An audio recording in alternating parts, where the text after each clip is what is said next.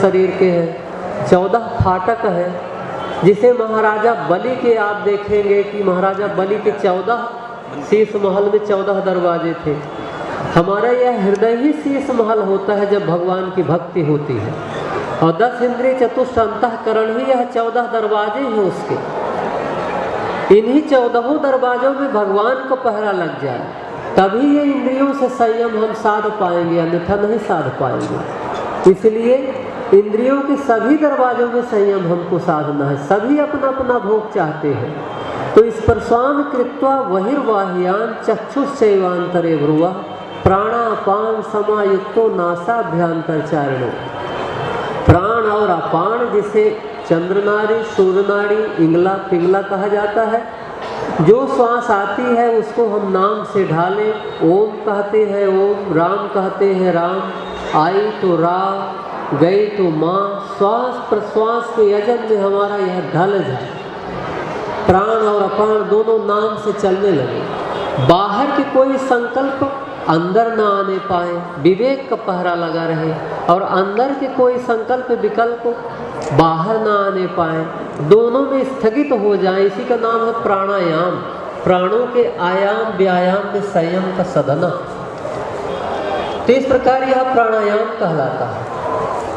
इंद्रियों के सभी दरवाजों में संयम करना है। यतेन्द्रिय मुनिर्मोक्ष परायण विगत इच्छा भय क्रोधो यह सदैव मुक्त एव सः। यतेन्द्रिय मनोर्बुद्धि मुनिर्मोक्ष परायण।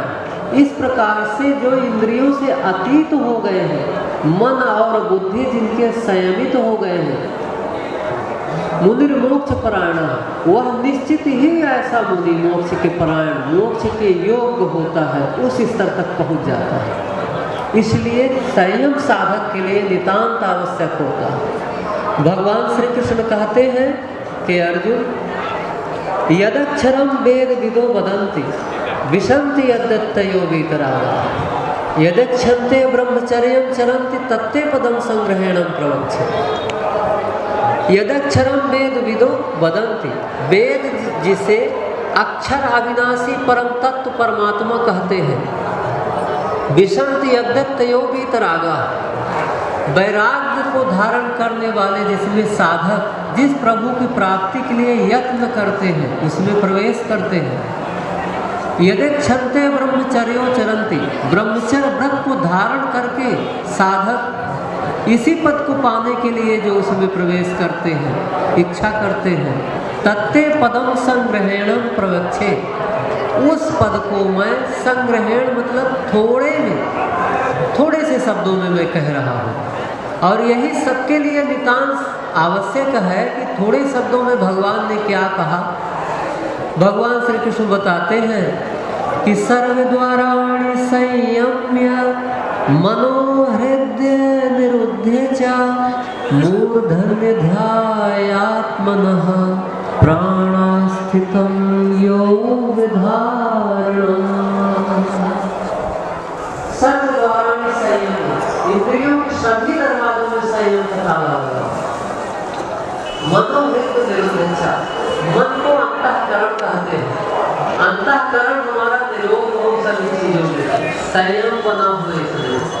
मूर्धन्य ध्यायात्मनः, जो श्वास प्रश्वास का हम यजन करते हैं, मूर्धा हमारा पहले श्वास प्रश्वास, ये सूर्य नाड़ी, ये चंद्र नाड़ी, श्वास यहाँ से नासिका से प्रवेश होकर मस्तिष्क में, मस्तिष्क से ब्रह्मांड, ब्रह्मांड से मेरुदंड में, मूर्धा से मेरुदंड में, मेरुदंड से होते हुए मूलाधार के पास यहाँ उपस्थ और वायु से मिलते हुए नाभि पंकज, नाभि कमंडल में आते हैं, जिसे मूलाधार चक्र कहते हैं।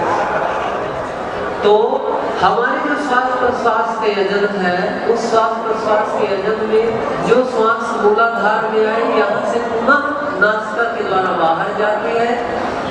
कोई भी संकल्प न बाहर के अंदर आने पाए, न अंदर के बाहर। इनमें संयम सध जाए हमारा।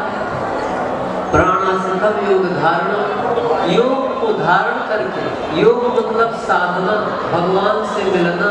जिस नाम का हम जाप करते हैं उसको सुमिरन करते हुए जरा सा भी कोई गलतियां ना हो संयम के साथ हम आगे बढ़ते रहेंगे, उस योग को धारण करके, और संकल्प विकल्प में निरोध होगा। और उस संकल्प विकल्प के निरोध में अगला श्लोक बताते हैं धारणा क्या है उस श्वास में। तो भगवान ने जपने के लिए क्या बताया, ओम मृत्तिकाक्षरम ब्रह्म व्याहरणं स्मरणं यः प्रयाति त्यजन् देहं शयाति परमां गतिम्। ओम इति अक्षरम ब्रह्म, जिनका विनाश नहीं होता वह परम तत्व एक परमात्मा है, जिन्हें ओम से संबोधित किया गया। अर्थात भगवान का कोई नाम नहीं है, वो अनाम है, अरूप है, कोई रूप भी नहीं है। लेकिन संतों ने जिन नामों से सिद्धि प्राप्त किया है, उन कुछ नामों में से जिस जिस नाम को जप के सिद्ध प्राप्त किए, अपने स्वरूप को प्राप्त किए, उन्हीं नामों को जपने के लिए संतों ने भगवान का नाम रखा है। ओम प्रणय है, इस प्रणव में भगवान है, ये भगवान का एक नाम है। इसी नाम का जाप भगवान श्री कृष्ण ने बताया। इसी नाम का सबको जाप करना है जो भगवान के धाम को प्राप्त करता है। तो साधक में संयम इतना है कि इस संयम से ब्रह्मचर्य प्रतिष्ठायाम वीर लाभा, मतलब सभी इंद्रियों के दरवाजों को संयम साधना है, लेकिन जननेंद्रिय इस ब्रह्मचर्य संयम में विशेष आवश्यक है। यदि ये चाहें आपकी जननेंद्रिय संयम करके, हठ से हम इंद्रियों को संयम करके मन से विषयों का चिंतन करते रहें, दूसरे इंद्रियों से भोगों को स्पर्श करते रहें, लेते रहें, तो जननेंद्रिय संयम संभव नहीं है। इसलिए जननेंद्रिय संयम से पहले हमको इंद्रियों के सभी दरवाजों को संयम करना पड़ेगा। तो धीरे धीरे जननेंद्रिय नहीं बल्कि सकलेंद्रिय संयम हमारा हो जाएगा। सारे इंद्रियों के दरवाजों में संयम सध जाएगा। एक इंद्रियों को संयम करके बाहर से हम भोग चाहते हैं तो ऐसा कभी नहीं होगा। सभी धीरे धीरे इंद्रियां अपना भोग चाहने लगेंगी, एक न एक दिन हम पतित हो जाएंगे। संयम तो ऐसा है साधक के लिए, भक्तों के लिए जिन्हें भजन करना है। देखेंगे कि लोहे की साइकिल होती है और उसकी विशेष कोई कीमत भी नहीं है। आज साइकिल कोई चलाना भी नहीं चाह रहा है। जिसका पेट बहुत निकला है और कुछ घुटने उठने में दर्द होता है, वो लोग साइकिल चलाने का अभ्यास करते हैं। नहीं, अब साइकिल का जमाना गया। पहले वही एक साधन था, सबके यहाँ साइकिल हो जाए तो बहुत बड़ी बात थी, उसी से चलते थे। तो छोटी सी एक वाहन है साइकिल जो लोहे की बनी हुई है, उसमें भी संयम होता है। आप जहाँ चाहो वहाँ रोकेंगे, तुरंत ब्रेक मारो वहीं रुकती है साइकिल में। तो यदि इतना बड़े भाग मानुष तन पावे, इतना कीमती, इतना भाग्यशाली तन भगवान ने हम सबको दिया है, तो इसमें कम से कम निभ्या और जिभ्या में तो विराम लगना चाहिए। हमारे वाणी में तो संयम होना चाहिए। रहीमन रिस्को छाड़ के धरो गरीबी भेष, मीठा बोलो नए चलो सभी तुम्हारे देश। केवल अपने अंदर से कटुता को छोड़ करके, जो जलन होती है उसको निकाल के, छोड़ करके, और भगवान के भजन में रिस को छाड़ के धरो गरीबी भेष। गरीबी भेष का मतलब होता है भगवान में समर्पित होके चलना। ये नहीं कि घर में कुछ ना हो खाने को गरीब हो गया। गरीब वो नहीं है, जो समर्पण जिसके अंदर में है, दीनहीन बना है भावना भगवान के प्रति, वो गरीब कहलाता है। तो उसका संयम सधता है और वह भगवान को प्यारा होता है। छोटा सा एक दृष्टांत है, बस 2-3 मिनट का और समय। भगवान श्री रामचंद्र जी राम लक्ष्मण सीता जी के साथ, राम जी भगवान, लक्ष्मण जी साथ में है, माता सीता है, चित्रकूट में पहुँचते हैं साथों साथ सब। वहाँ गए, भगवान ने लक्ष्मण से कहा कि लक्ष्मण, चित्रकूट है, यहाँ चोर लुटेरे जानवरों का बड़ा आतंक है, निशाचरों का। जाओ तो उस पेड़ है, एक पेड़ था उसमें एक बंदर बैठा हुआ था, जाओ तो इससे पूछ आओ कि यहाँ कहाँ और कैसे रहें हम लोग, किस तरीके से चित्रकूट में निवास करें। तो लक्ष्मण गए, वहाँ बंदर पेड़ में बैठा हुआ था। अब लक्ष्मण का मन हुआ कि बंदर क्या बताएगा कि हमें कैसे रहना है, कहाँ। खुद ही इस डाली से उस डाली कूदता रहता है, वो क्या बताएगा, लेकिन अब भैया कहे हैं भगवान राम, आदेश का पालन किए, चले गए लक्ष्मण।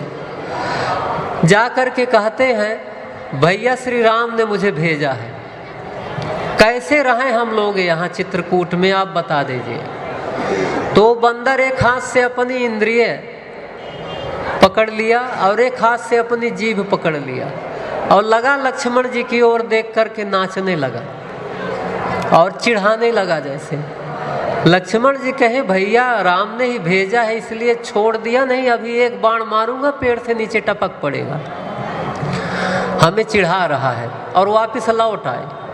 भगवान श्री राम ने कहा कि पूछा उस बंदर से कैसे हमें कहाँ रहना है। लक्ष्मण जी ने कहा भैया आपको कैसे भेज देते हो, बंदर क्या बताएगा। एक हाथ से अपनी इंद्री पकड़ लिया, एक हाथ से जिह्वा, और हमको चिढ़ा रहा था, नाच रहा था नंगा। भगवान श्री राम ने कहा कि चिढ़ा नहीं रहा था, उसने सब कुछ बता दिया। कोई भी साधक या भक्त कोई भी हो, अपने निभ्या और जिभ्या यानी जीभ में और इंद्रिय संयम अगर दोनों उसके पास में है तो संसार में कहीं भी रह सकता है, सारा विश्व उसके लिए जगह है, कहीं रोक टोक नहीं है। यदि निभ्या और जिभ्या का संयम है तो कहीं भी रह सकता है। सबसे बड़ा घातक बस दोनों में ही होता है। सारा शरीर में बल देखेंगे हमारे कि जो शक्ति है और जो कुछ विकारों का उत्पात है अन्न में और जल में है। यदि अन्न जल का परित्याग कर दो तो सारे विकार शरीर शिथिल पड़ जाते हैं। और साधक में ऐसा होता भी है कि जैसे नए जब आते हैं हम लोग, पहले प्रवेश होता है, उम्र कम है, विकारों का जब हमला होता है बौछारे, तो उसमें नमक कम किया जाता है, घी कम किया जाता है, दूध कम किया जाता है, जिससे संयम अपना बना रहे। नमक भी कम कर देते हैं, आधा पेट भोजन किया जाता है जिससे कि ज़्यादा वो शरीर में बल लेकिन अगर कुछ है जैसे चटपटा चीज़ दिखाई दे दे, ये चाट है, ये कौन कौन से हैं ब्रेड ओट के सामान बने हुए, ये पानी पूड़ी है, तो लगेगा दो ठे खा ही लो, तुरंत मुंह में डाल लेगा आदमी, दो ठे और खा लेगा। कुछ भी चीज़ है, अब एक दिन खाने से चाहो कि संतुष्टि हो जाए ऐसा भी नहीं है, रोज चाहिए, रोज भूख लग रही है खाने के बाद। तो जिभ्या रसास्वादन खटरस बहु प्रकार को व्यंजन दिनिया रैन बखाने। छह रस है, छवो रसों का व्यंजन दिन और रात में जब मिलता रहेगा तब ना तो जिभ्या संयम हो पाएगा ना ही निभ्या संयम हो पाएगा। और जब भोजन में वाणी में हमारे संयम बना हुआ है, गुरुदेव भगवान कहा करते थे कि साधक की दृष्टि देखना, चलना, उठना, बैठना सारा संयम के आधार से होना चाहिए, तभी उसके इंद्रियों में संयम आता है। अन्यथा देखना, सुनना, उठना, बैठना अगर इनमें बहिर्मुखता है तो संयम नहीं बनेगा। तो निभ्या और जिभ्या का विशेष महत्व यहाँ है। इसलिए जन्म जन्म मुन जतन कराही, क्या जतन करना है? इंद्रियों के संयम, नाम का जप, ध्यान, सद्गुरु के स्वरूप का ध्यान, इसी का संयम साधना है। इसी संयम के द्वारा ही हम आगे भगवत पथ की यात्रा को तय करेंगे।